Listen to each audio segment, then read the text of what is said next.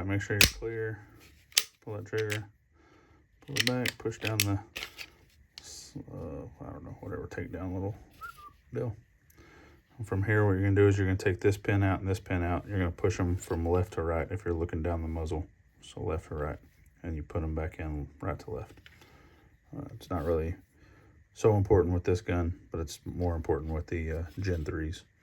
So here what you'll do is you'll just kind of balance it there. You'll lift up the slide stop lever while you're trying to push this dude in right here, or push that dude out right there. And you may have to just kind of wiggle it back and forth, up and down. And so push that pin out, push this back pin out,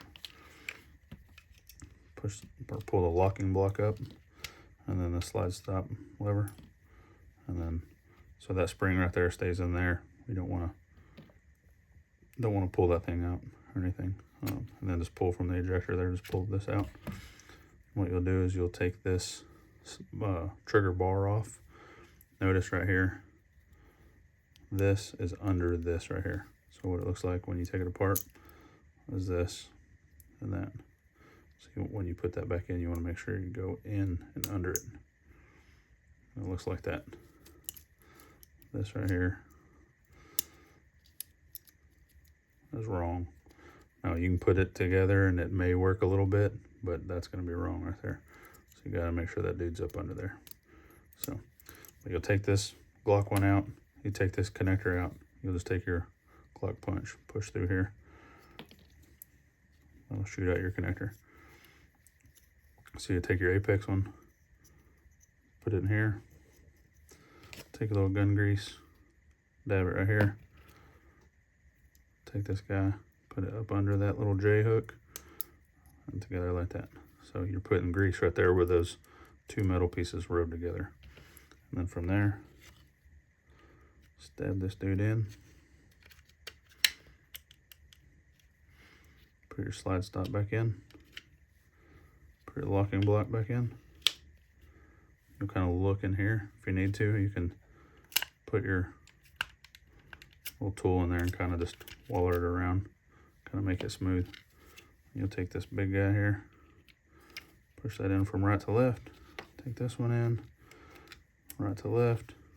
What you'll do is you'll want to center it, make sure it's even on both sides there, so then you know if it starts walking for some reason, then you know something's going on if it's even on both sides. Now this one right here, see it's kind of protruding there and then recessed here. So what you'll do is you want to lift this guy up as you're pushing this in, and what it'll do is it'll catch. It'll catch. If you don't do that, you can just push it right through the other side. So you don't want to do that. So, and you can do it from this side too. So just lift it up and push it, and what it does is it catches inside of that. These little recessed parts right here.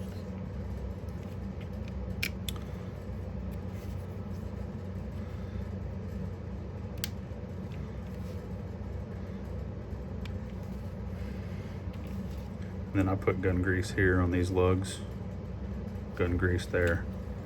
I oil the barrel, lightly oil the barrel, and then that little shelf right there. So you put this thing together, make sure your little cross end piece is under the little J hook there.